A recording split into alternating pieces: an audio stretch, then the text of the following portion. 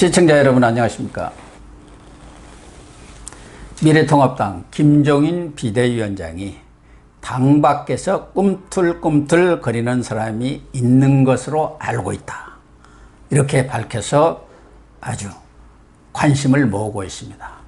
그러니까 대권을 겨냥해서 당 밖에서 움직이는 사람이 있다는 것이죠. 과연 그 사람이 누구일까요? 윤영걸 전 매경닷컴 대표님과 함께 짚어보도록 하겠습니다. 안녕하세요. 네, 안녕하세요. 윤 대표님. 네. 지금 통합당에는 이렇다 할 네. 대권 주자가 없어요. 그렇죠. 민주당에는 부동의 이낙연 의원이 있고, 예. 그 외에도 뭐 이렇다 할 네. 후보들이 지금 여럿이 예. 있는데, 통합당에는 그런 사람이 없어요. 그런데 김종인 비대위원장이 당 밖에서 꿈틀꿈틀하고 있다. 네. 그런데 지금 언론에는 그런 상황들이 포착은 안 됐는지 네. 기사화는 안 됐단 그렇죠. 말이에요. 좀 관심이 끌리지 않습니까? 상당히 걸리는 거죠. 지난번에 4.15 총선에서 미래통합당이 패배한 이유 뭐 여러 가지가 있죠. 그 중에 또 한 이유가 대권 주자가 마땅한 사람이 없다는 거예요. 대권 주자가 사실 야당 지지율을 끌어올리거든요. 그럼요. 근데 100%죠. 마땅한 대권 주자가 없으니까 국민들의 관심이 미래통합당이 좀 벗어났던 거예요. 그런 의미에서 김종인 비대위원장이 차기 대권 얘기를 자꾸 이렇게 하는 거는 저는 관심이 오히려 국민들의 흥행의 요소에 굉장히 도움이 된다고 봅니다. 저도 그렇게 봅니다. 네, 지금 아니면 국민들한테 미래통합당 잊혀진 당이 돼요. 대통령 후보조차 없는 당이 되거든요. 그러니까 자꾸 지난번에 백종원 얘기하고 또 윤석열 검찰총장도 언제 얘기하고 어제는 뭐 안 했습니다만은 이런 식으로 자꾸 하는 거는 이 대권 주자의 빈 공간을 좀 채우려는 그런 어떻게 보면 고육지책이 아니냐 이렇게 생각이 되고, 저는 얘기도 맞다고 봐요. 코로나 위기를 극복할 경제 마인드를 갖출 사람. 네. 그때는 40대 얘기했는데 지금은 대선 때는 한 50대 초반이 될 거다. 근데 저는 뭐 마땅한 사람 잘 안 떠올라요. 저도 그렇게 네, 우리나라의 프랑스의 마크롱 같이 이렇게 참 참신한 사람이 있느냐. 예? 기존 정치 무대에서 뛰지 않은 사람 중에서 누가 있느냐. 뭐 기업인 중에서 있을까? 뭐 여러 가지 생각하는데 아직은 좀 떠오르진 않는데, 김종인 아마 위원장도 떠오르지 않는데 그냥 얘기했을 수도 있을 것 같습니다. 왜 대권 후보 못 만들어냈냐. 그렇죠. 자꾸 이런 얘기도 얘기해서 있거든요. 대권을 생각하는 사람들한테 좀 자극을 좀 자꾸 줘서 빨리 좀 나와라. 있는 사람들. 예, 아니면 그냥 지나가잖아요. 지금 대선이 2년도 안 남았어요. 그러니까 지금 시간이 굉장히 급하다, 이런 생각이 좀 듭니다. 지난 총선 때도 황교안 대표가 있었고 뭐 대권 유력한 후보로 거론이 됐습니다만은 국민들한테는 뭐 총선 이전부터 크게 어필을 못한 상황이고, 또 총선 과정에서 김병준, 김태호, 홍준표 등 이른바 대권 주자로서의 가능성이 있는 사람들을 어떻게 보면 공천도 안 주거나 저 외곽으로 밀어내면서 이거 황교안의 작품 아니냐 이런 얘기들도 나왔어요. 그렇죠. 그게 아쉬워요. 그건 좀 황교안 전 대표가 그건 잘못한 거죠. 예? 물론 저는 뭐 홍준표나 김태호나 뭐 이런 사람들도 저는 많이 대권 주자로서 좀 부족한 점은 있어요. 하지만은 여러 용들이 막 싸우면서 시장이 커지잖아요. 그럼요. 그래서 좀 판을 키워야 되는데 그 사람들 공천을 싹 안 줘버렸어요. 특히 홍준표 같은 사람은 양산 을에 가서 김두관하고 붙겠다는 그 정도는 들어줬어야 하는데 그것도 잘라버렸거든요. 그러다 보니까 좀 이 시장 자체가 너무 죽은 게 있지 않느냐. 우리나라 보면 냉면집 양평 가면 옥천냉면집 붙어 있잖아요. 수십 개가. 헌책방도 붙어 있어요. 감자탕집도 붙어 있고. 예? 예. 그 식당들이 붙어 있어야 시장이 커지거든요. 그런 것처럼 이 차기 차세대 용들도 자꾸 좀 나와서 이렇게 서로 경쟁하면서 커져야 되는데, 황교안 대표가 그 싹을 좀 잘라놓은 게 좀 아쉽다, 이런 생각이 드는데, 지금이라도 좀 그 씨앗 뿌려서 시간이 늦으면 모종을 심으면 됩니다. 지금 뭐 어디 묘목이라도 갔다가 빨리 좀 속성으로 비료도 좀 주고, 비료 너무 많이 주면 또 죽더라고요. 적당히 좀 줘서 빨리 속성 재배를 해야 될 때가 아닌가, 이런 생각이 듭니다. 그러니까 지난 총선 때에 흘러나온 그 음모론 하나가 황교안 대표의 정을 받아들여서 김영호 공관위원장이 그 사람들 잘라주는 대신에 김영호가 공천을 너무 잘못했다는 거 아니겠습니까? 그렇죠. 그래서 요즘에 김영호 전 국회의장 공관위원장 하던 사람이 목욕탕을 못 간대. 뒤에서 너무 욕을 해가지고 목욕탕을 못 간다라고 할 정도로인데 그러니까 당신 얘기 들어줬으니까 나는 내가 사천을 좀 하겠다. 그 사천 논란이 그래서 벌어진 건 아닙니까? 그래서 망친 거예요. 그래, 망친 거죠. 진짜 안타까워요. 김영호 공천관리위원장, 저 공병호 또 저쪽 당 위성정당 공천관리위원장이 조금 줏대를 갖고 했으면 이런 생각도 들고, 그것도 문제는 공천관리위원장보다 사실은 당 대표한테 더 있는 거죠. 당 대표가 그렇죠. 좀 서로 소통도 하고 합리적인 길을 찾아야 되는데 너무 자기 사람만 챙기고 자기 유리한 대권에 가는 유리한 길만 고민하다 보니까 저렇게 됐지 않느냐. 특히 민경욱 의원 갖고 국민들한테 실망을 많이 했잖아요. 뒤집고 몇 번을 뒤집었잖아요. 그러니까 뭐 국민들이 호떡 볼 때는 뒤집듯이 뒤집었잖아요. 국민들이 볼 때는 저게 쇼야. 지난번에 2016년 선거에 그 새누리당이 큰 피해를 본 게 옥새 파동이라고 있었거든요. 김무성 대표가 옥새 들고 나르샤. 이양구가 공천한 거를 도장 안 찍으면 그냥 사무실에서 안 찍었으면 되는데 해필이면 그날 영도다리가 부산 영도다리 가서 바다에 배에 흘러가는 거 쫙 보고 있었어요. 그러니까 방송이나 신문이 그림이 얼마나 좋아요. 그러니까 전 방송에서 그 화면이 다 나간 거예요. 그러니까 옥새 들고 나르샤. 나는 뭐 옥새 안 가져갔다고 김무성가 얘기하는데 그런 얘기는 하나마나 소용이 없고 언론에 그렇게 그림을 그리게 만들어주니까 국민들이 각인이 된 거죠. 공천 엉터리. 이번 선거도 사실은 그런 모양이 굉장히 좀 불리하게 작용한 거 아니냐 이런 생각이 들어요. 네. 김종인 비대위원장은 원희룡 제주지사, 유승민 전 의원, 안철수 국민의당 대표 이런 분들도 거론을 하면서 그분들도 비전을 가지고 뛰어라. 그렇죠. 제가 얼핏 들으니까 안철수 전 대표 측에서 지금 대표죠. 국민의당 대표도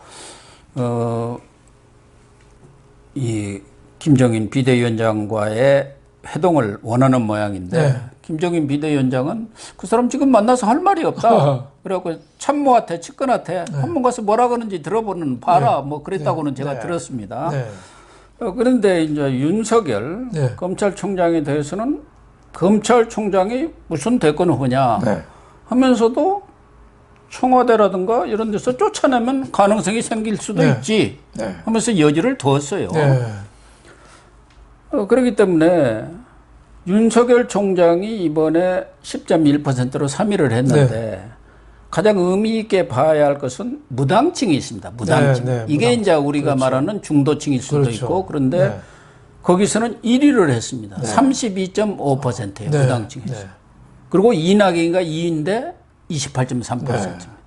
그러니까 지금 정당으로 나눠져 있으니까 그렇지 지금 정당은 다 싫다.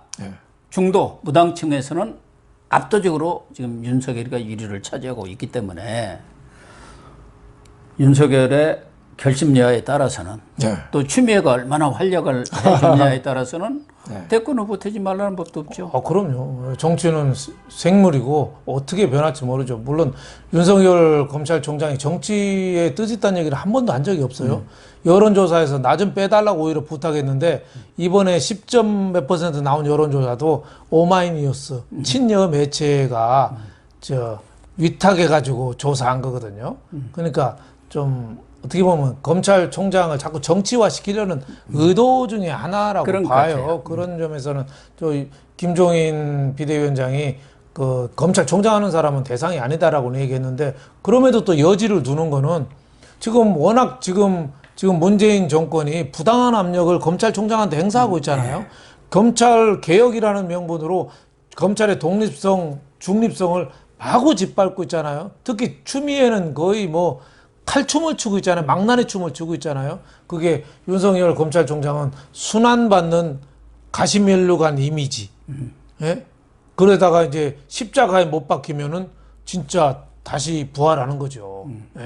근데 어떻게 죽느냐가 굉장히 중요하죠. 아마 전 뭐 예수님은 잘 모르지만 예수님이 아마 100살, 200살 살았으면은 지금처럼 인류의 존경을 받았을까요? 일찍이 가시면류관 쓰고 십자가 못 박혀서 지금 인류의 영원한 스승이 된 거 아니에요? 윤석열의 길도 지금같이 이렇게 순환 받는 길을 계속 가고 정권이 일방통행해서 집단 괴롭힘 하면 할수록 윤석열의 가치는 그만큼 높아질 거다 이런 생각이 들고, 이번에도 아까도 말씀하셨지만 여론조사 한 거 보니까 TK 지역, 충청도 지역에서 압도적으로 나오고 중도 무당층이 또 압도적으로 나와요. 이 폭발력이 굉장히 앞으로 클 수도 있다 이런 생각이 좀 듭니다. 뭐 야당 일각에서는 네. 윤석열 총장이 이렇게 뜨는 것은 척박한 야당 현실을, 척박한 야당 현실을 그대로 보여준 것이고, 척박한 여당이죠. 야당에 후보가 없다. 네, 그렇죠. 또 하나는 자칫하다가 윤석열 총장한테 이렇게 막연하게 기대를 했다가 잘못하면은 허망한 결과를 가져올 수도 있기 때문에 그 부분도 경각심을 가져야 한다. 그 말은 맞는 얘기예요. 그 말도 있는데 네. 저는 김종인 비대위원장이 윤석열 총장에 대한 언급을 거의 자제하고 있는 것은, 아까도 얘기했지만 오마이뉴스 같은 데서 조사해갖고 그렇게 띄었단 말이에요. 그건 어떻게든지 그렇죠. 정치화시키고 그것을 통합당하고 엮으려고 그렇죠. 자꾸 엮어가지고 그렇죠. 자 통합당하고 뒤에 짜고 저런 짓이다 한다. 그렇죠.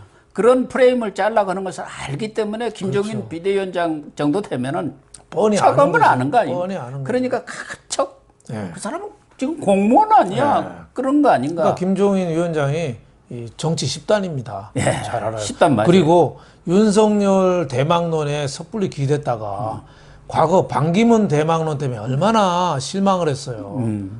출마한다고 선언하죠. 한 2, 3일 만에 그냥 더블백 싸고 집에 가버리니 얼마나 황당했어요. 예. 반기문 따라서 도와준다고 언론사에서도 그만두고 간 사람들이 완전히 새가 됐어요. 새가. 맞아요. 예? 저도 몇 사람 예. 압니다. 그러니까 정치라는 거는 이 그만한 동기부여도 확실하고 이 열정이 있어야 되는데, 그 반기문 신기루에 보수가 완전히 속은 거죠. 보수가 속았어요. 그래서 윤석열 검찰총장도 큰 인물이긴 하죠. 앞으로 순환받는 이미지가 가세되면은 시대적 소명 그리고 역경 극복 스토리 다 되잖아요. 다 되는데 본인이 만약에 정치에 뜻이 없다면은 이 또한 다른 묘목이라도 키워야 되는데 못 키우는 또 기회 손실이 오잖아요. 그래서 저는 김종인 위원장이 상당히 그런 멘트는 적절했다 이런 생각이 듭니다. 아주 신중하게 접근을 하고 있는 것 같아요. 그래서 지금 뭐 거론되고 있는 원희룡, 유승민, 안철수 이분 중에서도 제가 얼핏 듣기로는 원희룡 제주지사한테도 당신 좀 열심히 뛰어봐라. 왜 그렇게 사람이 소극적이냐 그렇게 좀 질책을 했다는 얘기도 제가 듣기는 했습니다. 그래서 그런지 원희룡 지금 제주지사가 뭔 사안만 있으면 또 한마디씩 걸치고 나서면서 적극적으로 언론의 이런 스포트라이트를 받으려고 노력을 하고 있어요. 추미애만큼은 못 되지만 김두관하고 저쪽에는 추미애가 지금 설치고 있지 않습니까? 그렇죠. 너무 나대고 있죠. 네, 뭐 김두관은 특히 뭐 머리가 안 되는 것 같다는 생각도 들어요. 그런데 그러면은 김종인 위원장이 혹시 생각하고 있는 당 밖에 인사가 있을까? 물론 뭐 김종인 위원장이 키운다고 해서 키워지는 건 아니지 않습니까? 지금 당 밖 인사라고 하면 김태호 의원도 지금 당에 밖에 있습니다. 홍준표 전 대표도 국회의원도 지금 당 밖이에요. 당 밖은. 그 외에도 혹시 홍석현 정치인 꿈이 대단하죠. 한때 유엔 사무총장까지 꿈꿨잖아요. 그렇죠. 지난 대선 때도 끝까지 저울질을 했었죠. 그렇죠. 지금 직함 자체가 중앙 미디어 그룹 회장인지 우리는 늘 홍석현 회장만 해가지고 그런데 이분도 대권 꿈을 버리지 않고 있습니다. 그렇죠. 그 밑에 여시제라는 또 싱크탱크까지 다 갖고 있잖아요. 그렇죠. 뭐 싫어하는 사람은 또 뭐 홍석현을 아주 싫어하죠. 중앙일보를 통해서는 보수적인 접근을 하고 JTBC를 통해서는 현 정권에 또 아첨하고 이렇게 양쪽 포트폴리오를 자기 산하에서 구사한다. 이중 플레이 아니냐. 뭐 이렇게 싫어하는 사람도 있고 또 참신하지가 않다.